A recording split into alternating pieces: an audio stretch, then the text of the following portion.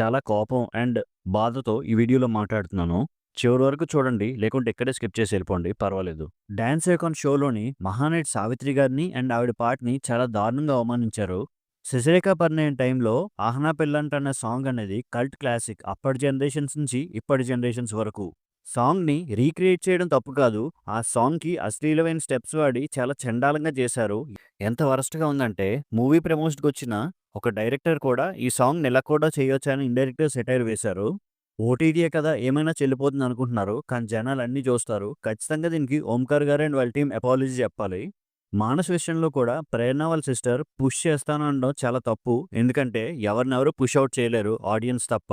ఆవిడ మాట అనేసి తిరిగి సారీ చెప్పే కన్నా అనకుండా ముందే కంట్రోల్‌గా ఉంటే బాగుండేది నాకనిపించింది. సావిత్రి గారి పాట విషయంలో వీళ్ళు చేసింది తప్పు అనిపిస్తే ఖచ్చితంగా ఈ వీడియో మీరు లైక్ చేయండి. ఎందుకంటే మీరు లైక్ చేస్తేనే ఈ వీడియో ఎక్కువ మందికి రీచ్ అవుతుంది. థాంక్ యూ అండ్ జై హింద్.